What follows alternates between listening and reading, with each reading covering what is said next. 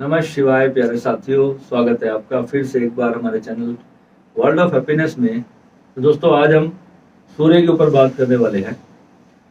सूर्य, जो कि हम सूर्य देवता भी कहते हैं। सूर्य को रोज जल चढ़ाते हैं, मंदिर में जाते हैं कि सूर्य भगवान से प्रार्थना करते हैं कि हमारे जीवन में सब सुख शांति रहे। मगर क्या सूर्य ग्रह हमें सुख शांति देता है? हमारे घर को, जीवन को कैसा बनाता है?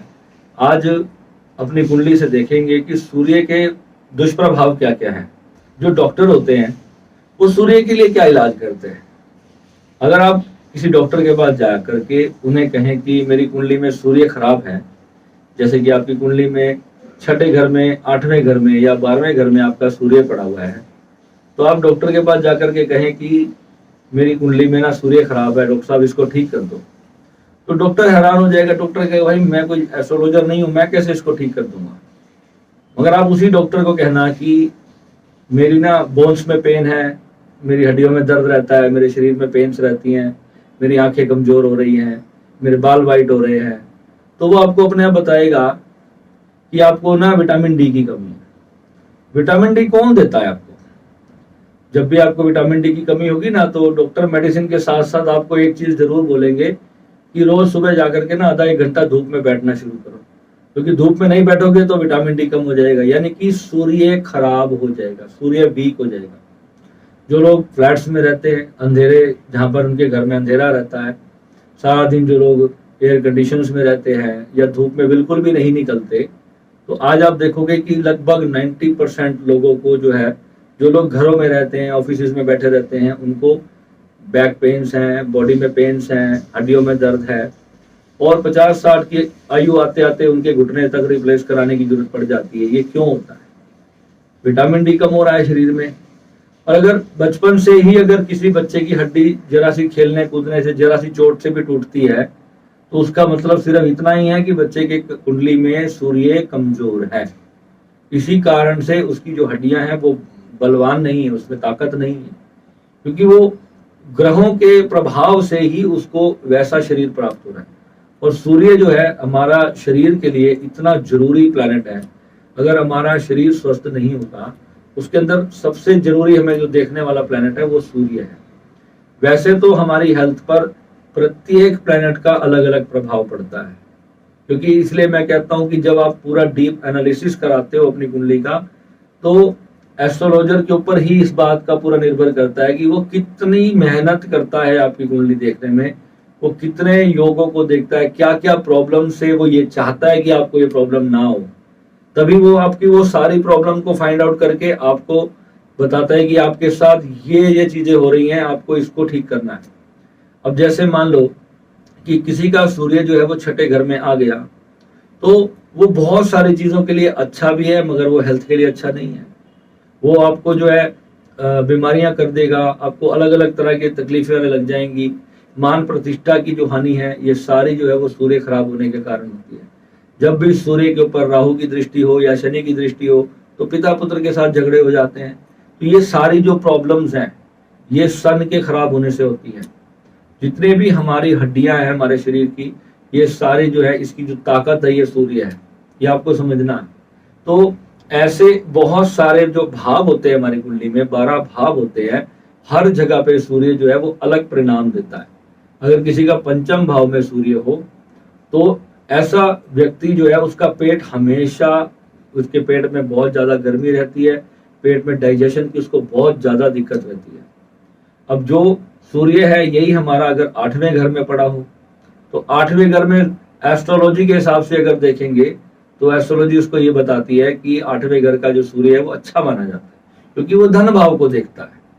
मगर 8वां ग्रह जो है, 8वां जो भाव है हमारी कुंडली का, मैंने आपको ये भी बताया कि वो दुर्भाग्य का भाव भी है।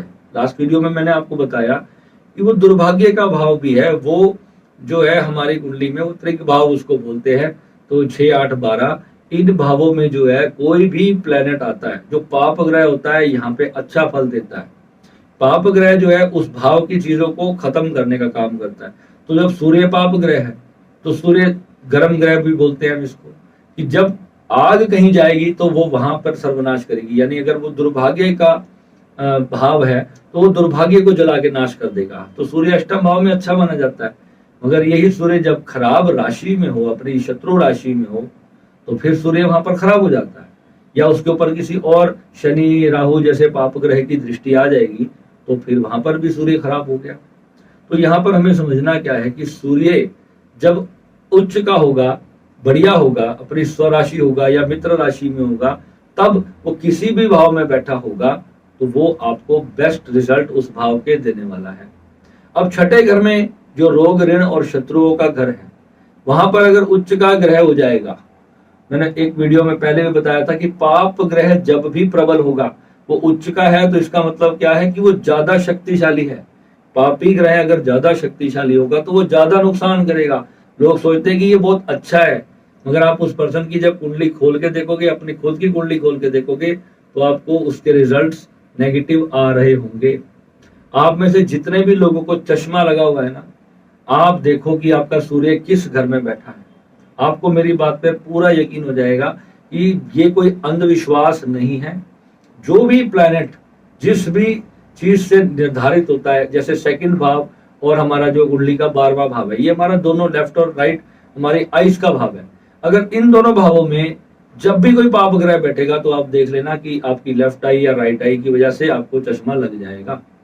क्योंकि यही जो चीजें हैं, ये हर एक चीज को जब हम बहुत डीपली कंसिडर करते हैं, कि आज वीडियो बनाने का मकसद क्या था कि आज एक लड़के की कुंडली आई मेरे पास, मात्र 18 साल की आयु, और वो बता रहा है कि भैया मैं जरा सा अगर कहीं मुझे चलते चलते मैं जरा सा भी गिर जाऊं तो सीधा मेरी हड्डी टूट जाती है, जबकि मेरे दोस्त दूसरी मंजिल से कूद जाते हैं, उनको कुछ नहीं होता। ऐसा क्यों होता है? वो कहता है मैं एथलीट बनना चाहता हूँ लाइफ में, और मेरे को रोज कोई ना कोई चोट लग जाती है। कभी मेरा हाथ टूट जाता है, कभी मेरी फिंगर टूट जाती है, कभी मेरे पैर की हड्डी टूट जाती है। अब तो मेरे साथ हद ही हो गई, मेरा पूरा करियर खत्म हो गया, क्योंकि मेरा जो है बैक बोन के अंदर भयंकर इंजरी आ गई। तो ये क्या है? ये जो वीक बोन्स हैं, ये सूर्य खराबी। मैंने जब उसकी कुंडली देखी तो उसकी कुंडली में सूर्य छठे भाव में पड़ा था, जो कि 11 नंबर की राशि जो शनि की राशि होती है।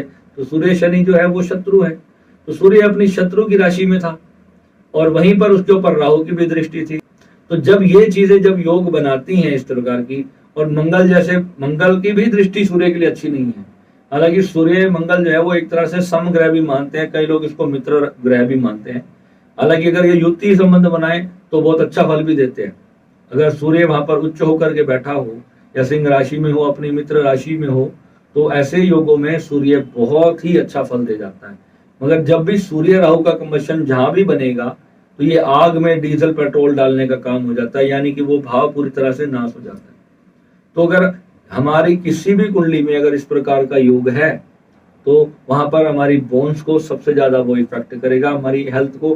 हमारा शरीर बहुत दुबला पतला सा रहेगा। जिसका जितना सूर्य अच्छा होगा, उसका चेहरा, उसका ललाट उतना सुंदर होगा, उतना प्रबल वो दिखने में होगा, उसके अंदर ताकत होगी, वजन ज्यादा से ज्यादा उठा पाएगा, उसका शरीर दुर्बल नहीं होगा, कमजोर नहीं होगा। उसकी जो इम्यूनिटी पावर है, जो छोटी छोटी जरा सा मौसम चेंज होने पे जो लोग बीमार हो जाते हैं, आप देखना उन लोगों का चंद्रमा और सूर्य दोनों बहुत बुरी तरह से खराब होते हैं। छोटी सा मौसम चेंज होने पर भी अगर आपको एकदम से मेजर हॉस्पिटलाइज होने की जरूरत पड़ती है, तो आप देख लेना कि कुंडली के अंदर सूर्य की पोजीशन अच्छी नहीं होगी। और इसी प्रकार सभी ग्रह का अपना अपना रोल होता है। मैं वीडियोस में जो भी आपके क्वेश्चंस के आंसर तो जरूर दे सकता हूं, मगर बिलीव मी कि पूरा एनालिसिस लिए बिना, क्योंकि देखो जब भी हम कुंडली का एनालिसिस करेंगे, तो जो लगन चार्ट होता है, हमारा नवमांश चार्ट होता है, या हमारा जो दशा अंतरदशा का चार्ट होता है, इसको जब तक हम तीनों में उस योग को नहीं पालेंगे, तब तक फाइनल प्रेडिक्शन देना बिल्कुल मूर्खता है, और उपाय भी करना बहुत बड़ी गलती है। अगर आपने लगन चार्ट को देख करके उपाय कर दिया, और नवमांश में वो प्लेनेट बहुत अच्छा बैठा हुआ है, और आपके वर्षफल में वो बहुत अच्छा आ रहा है, दशा बहुत अच्छी चल रही है, मगर लगन में खराब बैठा है, तो आपने उसका उपाय कर दिया, यानी कि वो जो फल उसने अच्छे फल आपको सारे देने हैं, वो सारे नष्ट हो जाएंगे।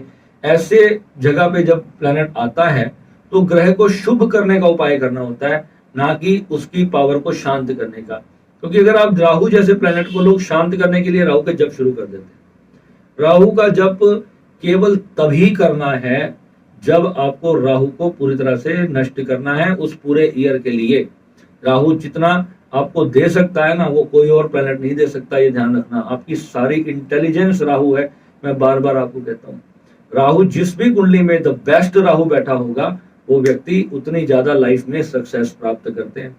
और अगर एक बार आपने राहु और शनि जैसे प्लेनेट को छेड़ दिया और गलत उपाय कर दिया, तो आप ये लिख करके ले लो, वो पूरा साल आपका अच्छा नहीं जाएगा, क्योंकि उपाय का असर फिर वापस नहीं होता। एक बार आपने गलत उपाय नहीं करना है। सभी उपायों को अच्छी तरह आप एक अच्छा एस्ट्रोलॉजर को हायर करना चाहिए। मैं ये नहीं कह रहा कि आप मेरे को ही कर लो। देखो, मैं अपनी तरफ से मैं बहुत ज्यादा कोशिश करता हूँ कि डीप से डीप एनालिसिस करने के बाद फिर मैं किसी को कोई भी उपाय को सजेस्ट करता हूँ। और मुझे लगता है कि मेरे उपाय थोड़े से कॉस्टली हैं। रीजन क्या है, आपका उसमें खर्चा मैं थोड़ा ज्यादा ही करवा देता हूँ, मगर रीजन पता है क्या है, मैं उसको परमानेंट काम करने पे बिलीव करता हूँ। मैं ये नहीं कहता कि बार बार वो चीज हो आपके साथ। जो मैंने अपने जीवन भर में किए हैं, मैं वो ही उपाय ही करवाता हूँ। मेरे को कितने एस्ट्रोलॉजर्स कहते हैं कि आपने ना ये स्टोन्स पहन रखे हैं। मैंने पुखराज पहना हुआ है, मैंने मूंगा धारण किया हुआ है, मैंने मोती पहना हुआ है, मैंने अभी गुमेद अभी उतारा, क्योंकि मेरी राहु की अब थोड़ी पोजीशन चेंज हो गई, तो इसलिए मैंने गुमेद उतार दिया। मैंने सूर्य का मानिक भी पहना हुआ है, मैंने चांदी का कड़ा भी पहना हुआ है, गले में गोल्ड की चेन भी पहनी हुई है। इस सब का मेरी पूरी कुंडली में बहुत डीप अध्ययन करने के बाद मैंने ये चीजें की थी, और इसके बाद मेरी लाइफ में जबरदस्त बूस्ट आया। और मैं आपको सीरियसली बता रहा हूँ कि कोई भी प्लेनेट जो है ना, आपको जब अगर आपने उसको अच्छे से स्टडी करवाने के बाद उसका उपाय किया है, कोई भी उसका स्टोन धारण किया है, या जो उसके डूज एंड डोंट्स हैं उसको अगर आपने ढंग से फॉलो कर लिया, तो मैं लिख के देता हूं, आपकी लाइफ चेंज होने से दुनिया की कोई ताकत नहीं रोक सकती। आज तो मेरी जिंदगी में इतना बड़ा दिन है, मैं आज इतना खुश हूं। आज भगवान की मुझे सबसे बड़ी ब्लेसिंग मिली अपनी लाइफ की। एक लड़का हमारे हरियाणा का, जो पिछले 1 साल से मुझे मैसेज कर रहा था, भयंकर डिप्रेशन में था, भयंकर पेन में था, वो मुझे क्वेश्चन करता, मैं उसको उसके आंसर देता, मुझे पूछता भैया मुझे ये प्रॉब्लम है, वो बेचारा वॉइस मैसेज भेजता रहता था, और मैं जब भी खाली होता था मैं उसका आंसर दे देता था। उसके पास पैसे ही नहीं थे कि वो मेरी मेंबरशिप ज्वाइन कर सकता, और वो मेरे से कभी बोलता ही नहीं था कि मेरे को करवा दो, क्योंकि उसको चाहिए थी पर्सनल हीलिंग। और जब मैंने उसकी कुंडली मंगाई, तो मैंने उसमें देखा कि ये तो यार इसका तो 2 दिन का ही काम है, 2 या 4 दिन के अंदर इसकी प्रॉब्लम सॉल्व हो जाएगी। और कल वो मुझे लड़का बोला कि गुरुजी मैं सच बता रहा हूँ, मेरी आज सुसाइड जैसी स्थिति में मैं आ चुका हूँ, मेरे को कुछ समझ नहीं आ रहा मेरी जिंदगी का क्या होगा। मैंने 3 दिन उसका एक उपाय करवाया, और आज उस लड़के से जब मैंने बात की, तो एक अलग इंसान से मैं बात कर रहा था, जो मैंने अपने भोलेनाथ से विश्वास करके जो उपाय उस लड़के को करवाया, और मात्र 1200-1500 रुपए लगे उसके उस उपाय में। वो बहुत ज्यादा महंगा उपाय नहीं था, वो भी कुछ दान करवाया उससे, और एक ही दिन के अंदर उसके लाइफ में इतना बड़ा चेंज मैंने देखा। और मेरी रिसर्च में वो मेरा सीक्रेट उपाय है, मैं हर किसी को नहीं करवाता, यहाँ पर यूट्यूब पे मैं नहीं डालता वो चीजें। और यही हमारी रिसर्च होती है, और यही हमारी कमाई का भी साधन है। तो अपने सीक्रेट तो कोई भी नहीं खोलता। और जितने भी जो अच्छे एस्ट्रोलॉजर्स हैं, जिन्होंने उपायों पे बहुत रिसर्च किया है, और अपने जितने लोगों को उन्होंने उपाय बताए हुए हैं और उसके क्या इफेक्ट्स उन्होंने निकाले, तभी उसी उधार पर ही कोई एस्ट्रोलॉजर आगे किसी को रिपीट वो करवाता है। क्योंकि देखो, एक अच्छा डॉक्टर आपको अच्छी मेडिसिन देगा, तभी तो आप किसी और को भी बताओगे ना कि उस डॉक्टर के पास जाओ, वहां से आपको इलाज मिलेगा। यही मेरा मानना है। मैं द बेस्ट सोल्यूशन देता हूँ, और जो मेरे को अपनी लाइफ में एक्सपीरियंस के साथ मिला है मैं वही देता हूँ। जब तक मैं खुद नहीं किया, क्योंकि मून मेरा भी बहुत ज्यादा खराब रहा, राहु चंद्रमा की युति है, मैंने आपको पहले भी कुंडली में बताया। मगर जो भगवान ने मेरे को दिया है, जो रिसर्च में मेरी आया सब कुछ निकल के, मैं जैसे जैसे उन चीजों को करता चला जा रहा हूँ, और मेरी लाइफ आगे आगे ग्रो हो रही है, चीजें अपने आप बैलेंस होना शुरू हो रही हैं। और ये जो ग्रोथ आती है ना, तब आपको पता चलता है कि मैं सही रास्ते पर हूँ। जब आप डाउनफॉल में जा रहे होते हो, दुख की तरफ जा रहे होते हो, तब क्या होता है कि आपको पता चलता है कि मैंने कोई ना कोई चीज ऐसी गलत की है जिसकी वजह से मेरे साथ ये हो रहा है। और अगर कोई चीज गलत हो गई है, तो बस मैं हमेशा कहता हूँ कि आपको जंप नेक्स्ट करना ही पड़ेगा, क्योंकि पीछे पास्ट तो भैया जो हो गया बीत गया आपकी लाइफ में, वो बीत गया। नेक्स्ट हमेशा आपको अपना कर्म में देखना है कि मुझे अभी लाइफ में करना क्या है। और जब तक आप अपनी पूरी कुंडली को बहुत अच्छे से एनालिसिस नहीं करते हो, मैं आपको कह रहा हूं, अपने कोई भी उपाय ऐसे मत करा करो ये उपाय गलत जब पढ़ते हैं तो बहुत बुरी तरह नुकसान होता है। एक एस्ट्रोलॉजर ने मेरे एक मित्र को कहा कि जा नीले फूल जाके जमीन में दबा दे। हम नीले फूल जमीन में दबाने का मतलब है 1 साल के लिए उस बंदे का वीनस पूरी तरह से नष्ट हो गया। ये करना कब होता है? जब वीनस बहुत बुरी तरह से आपको बुरे फल दे रहा हो। अब वो इतना डैमेज वीनस है, वो अच्छा फल तो दे ही नहीं सकता, उस कंडीशन में ही नहीं है, बस वो बुरे फल ना दे, इसलिए एस्ट्रोलॉजर ने कहा उसको जाके दबा दो। अब दबाना उसका सोल्यूशन नहीं था। वो बेचारा चाह रहा था कि मेरी लाइफ अच्छी क्यों नहीं हो रही, मेरी लाइफ में ग्रोथ क्यों नहीं आ रही है, उसको वीनस को अच्छा करने का उपाय देना चाहिए था। अब उसको बेचारे के पास, एस्ट्रोलॉजर के पास जो उपाय होगा वही उसने दे दिया। उसने लाल किताब में पढ़ लिया कि नीले फूल दबाने से शुक्र खराब फल देना बंद कर देता है। बंद कर देता है ना, अच्छे तो नहीं देता। शुक्र नष्ट हो जाता है ऐसा करने से। आपका वीनस बुरी तरह नष्ट हो जाएगा तो आपका बिजनेस, आपकी सारी जो मैरिड लाइफ की सब डिस्ट्रॉय हो जाएगी। आपको फाइनेंशियल इतना ज्यादा संकट आ जाएगा। ऐसे उपाय कभी नहीं करने चाहिए। ये उस स्थिति में होते हैं जब बंदे की जान पे बनाई है, बंदा हॉस्पिटल में पड़ा है, बिल्कुल मरने की दर पे आ गया, उसको डायबिटीज इतना हाई हो गया है, तब जाकर के ऐसे ऐसे उपाय करवाए जाते हैं जिससे कि वो उसको ग्रह को ही नष्ट कर दिया जाए। तब वो भी, उसमें भी देखना होता है कि बाकी और अच्छे प्लैनेट्स कौन से हैं कि हम उसी वीनस के साथ कोई, अगर हम सूर्य को स्थापित कर पाए तो सूर्य वीनस का दुश्मन है, अगर वो खराब फल दे रहा है तो वो शुक्र को पीट देगा जा करके। तो ये सारी चीजें कंसीडर करके मैंने इसके ऊपर एक ऐसे, मैं ग्रहों को सेट करके जब मैं उपाय बनाता हूँ, जैसे कि ना इंसानों को इंसानों से लड़ाना है, एक शक्तिशाली है एक कमजोर है, तो बहुत वर्क करता हूँ उसके ऊपर, तब जा करके पूरा एक चार्ट तैयार करता हूँ, फिर आपका उपाय चार्ट पूरा बना करके देता हूँ। और 3-4 घंटे देता हूँ मैं आपकी एक कुंडली पे। ध्यान रखना, जल्दबाजी में मैं कभी कोई कार्य नहीं करता हूँ, क्योंकि मैं गलत उपाय 1-2 बार मेरे से भी, खुद से भी हो गए थे, और उसकी मेरे को बड़ी भारी कीमत चुकानी पड़ी थी। इसलिए मैं पूरी कोशिश मेरी ये रहती है दोस्तों कि आपको द बेस्ट चीज करके दूं। और अभी मैंने, आप हैरान हो रहे होंगे कि मैं इतना ज्यादा मैं एस्ट्रोलॉजी की तरफ क्यों जा रहा हूँ। मैं नहीं जा रहा हूँ, ये मुझे लेके जाया जा रहा है। आप लोग मुझे इंसिस्ट कर रहे हो, मुझे इनकरेज कर रहे हो, क्योंकि जब मैं रील्स देखता हूँ कई बार ऐसे ऐसे लोग उपाय दे देते हैं और बिना कहते कुंडली में यहाँ सूर्य बैठा है तो ये उपाय कर दो। पंचम भाव में किसी का सूर्य बैठा है, उसको सीधा बोलते हैं कि सूर्य को जल चढ़ाना शुरू कर दो। इससे क्या होगा? सूर्य को जल चढ़ाने से 7 ग्रहों की ऊर्जा मिलेगी उस व्यक्ति को। सूर्य पहले ही खराब बैठा है, वहां जल चढ़ाने से कुछ नहीं होगा। 20 साल जल चढ़ाते रहो, कुछ नहीं होगा। सूर्य को वहां से उठा करके कहीं और सेट करना पड़ेगा। अब वो, आप कहोगे सूर्य कैसे उठा लिया जाएगा, सूर्य को कहीं और कैसे स्थापित कर दिया जाएगा? आप बिलीव करना, जब उसका जो उपाय किया जाता है, अगर सही ढंग से वर्षफल, नवमांश और सारी चीजों को देख करके अगर आप उसका प्रॉपर उपाय करोगे, इसके लिए साधक होना बहुत जरूरी है। अगर साधना नहीं करता कोई व्यक्ति, तो ग्रह कभी भी अपना फल उस ग्रह से देने से बाज नहीं आएगा। वो जहां बैठा है वो वैसा ही फल आपको देता चला जाएगा, यानी कि कहीं से भी आपको आगे ग्रोथ लेकर के नहीं जाएगा। अब आपको पता है कि मेरी जिंदगी में ये दोष है, ये मेरे साथ हो सकता है, कभी भी हो जाएगा, मगर आप अपनी फाइट तो कम से कम उससे बचने के लिए कर रहे हो। आपको ये पता तो है कि मेरे घर में कोई ट्रेजेडी होने का योग आ रहा है, ये बुरा पीरियड आ रहा है, यहाँ पे कुछ बुरा हो सकता है, तो आप एटलीस्ट समय रहते उस चीज से फाइट करने के लिए उपाय करोगे। जैसे कि मैंने आपको विटामिन डी और सन का एग्जांपल दिया, ऐसे ही जब आपको लग रहा है कि मेरा सूर्य शनि इस वक्त खराब है, तो मेरे पिता के साथ या मेरे बेटे के साथ इस वक्त मेरे रिलेशन खराब होने का समय आ चुका है, तो यानी कि वहां पे आपको अंदर से पता है, तो वहां पे आप कम से कम उसको कंट्रोल करने की पूरी कोशिश करोगे। हालात चाहे कैसी भी परिस्थिति आपके घर में बनाए, मगर आपको जब पता होगा ना कि मेरे साथ ये ग्रह आ चुका है और इस वजह से ये हो रहा है, तो जब उसके उपाय करोगे, एक तो वो एनर्जी शांत होगी जो आप दोनों के बीच में क्रोध बना देती है, और क्रोध जो है ना, सब सत्यानाश करने के लिए पर्याप्त होता है।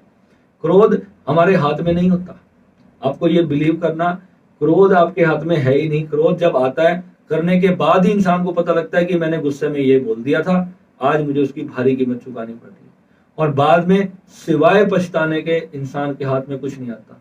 क्रोध क्यों आता है? इमोशंस डिस्टर्ब होते हैं तभी आता है। जब आपकी फीलिंग्स डिस्ट्रॉय हो रही हैं, आपके साथ गलत किया जा रहा है, तभी तो आपको क्रोध आता है। सही होते हो तब तो क्रोध नहीं आता।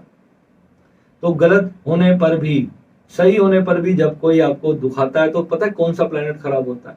आपका चंद्रमा खराब होता है, आपकी किस्मत खराब होती है। आप सही होते हो, और आपके साथ गलत किया जा रहा होता है, इसी वजह से आपको क्रोध आता है। दुनिया में जितने भी लोग गुस्सा करते हैं ना, वो अंदर से बहुत प्योर इंसान होते हैं, ध्यान रखना।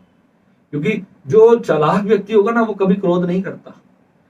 क्रोध उसी को आएगा वो जितना अंदर से, जिसकी इंटेंशन आपको लेके बिल्कुल प्योर है। ये मेरा ब्रह्मास्त्र सूत्र है, मैं आपको दे रहा हूं। जो आपको बार बार गुस्सा करता है ना, समझ लो आपसे प्यार भी बहुत करता है। क्योंकि उसको गुस्सा क्यों आ रहा है? क्योंकि वो आपसे बहुत ज्यादा फीलिंग रखता है। वो आपके साथ रिश्ते को बहुत पावरफुल रखना चाहता है। और अगर आपकी किसी गलती से वो रिश्ता खराब हो रहा है, चाहे वो आपकी माता पिता है, वाइफ है, ये समझ लिया ना अगर आपने, तो आप अपने ग्रहों को बहुत ब्यूटीफुल तरीके से चला सकते हो। ये मत सोचो कि मेरे घर वाले मुझे गुस्सा करते हैं तो सब मेरे दुश्मन है। कोई दुश्मन नहीं है। उनकी कोई चीज है जो आपके रास्ते में आ रही है, तो इट्स ओके, आपको उसको समझना है। अपने परिवार को भी समझाना है, अपने मित्रों को, दोस्तों को, अपने बिजनेस क्लाइंट्स को, हर तरह से आप कंट्रोल कर सकते हो अपनी सिचुएशंस को। कि मैं अपनी गाड़ी का स्टीयरिंग मेरे हाथ में है। सामने वाला तो भैया ठोक दिया तो ठोक दिया, मैं अपनी गाड़ी बचा के निकलूंगा। मैं नहीं लड़ूंगा, मैं सिचुएशंस को बहुत अच्छे से करने की कोशिश करूंगा। ये एक उपाय है। इसके लिए आपको कोई दान दक्षिणा करने की जरूरत नहीं है। सिर्फ क्रोध को नियंत्रण करने के लिए ना, सिर्फ आपको एक जागरूक रहना, एक होशपूर्वक रहना, ये सूर्य का और राहु का बहुत बड़ा उपाय है। कितना कि सिर्फ दान पुण्य करने से वो एनर्जी कम नहीं होगी जब आप अपने सेल्फ कंट्रोल यूज नहीं करोगे। तो ये चीजें हैं, अपने सेल्फ पे कंट्रोल करना अगर आपको आ जाएगा, तो फिर आप अल्टरनेटली अपनी कॉन्शियसनेस को ही साध रहे हो। और जैसे जैसे कॉन्शियसनेस जितनी ज्यादा आपकी बूस्ट होती जाएगी, आप ग्रो करते जाओगे और लाइफ एक दिन सक्सेसफुल होनी है। तो क्रोध गया, तो मैं सबसे पहले, हमारी साधना में क्या है? अनकंडीशनल लव, कि प्रेम करना है। हार्ट चक्रा को खोल करके, आंखें बंद करके पूरी दुनिया से आधा घंटा प्रेम करो। 1 घंटा बैठ जाओ और सिर्फ प्यार भेजो सबको। ये भेजने से कुछ नहीं होगा, आपके भीतर सारी नकारात्मकता खत्म हो जाएगी और आप एक ऐसी दिव्यता से कनेक्ट होना शुरू होते हो कि आपका ऑरा अपने आप इतना बूस्ट होने लगता है कि 1000 वजह होंगी दुख की, अगर आप अंतर से इतने हैप्पी हो जाओगे कि आपको छोटे मोटे उपाय करने की जरूरत भी नहीं पड़ेगी। ये बहुत ब्रह्मास्त्र सूत्र दे रहा हूं मैं आपको राहु का। मगर कुंडली को आपको फिर भी समझना चाहिए, दशा अंतर दशा में जब भी कोई बुरा योग आता है तो उस वक्त हमें उपाय कर लेने चाहिए, ताकि प्रॉब्लम बहुत हद तक बड़ी ना हो जाए और सब समाप्त ना हो जाए। ठीक है, तो मिलेंगे अगले वीडियो में। नमः शिवाय।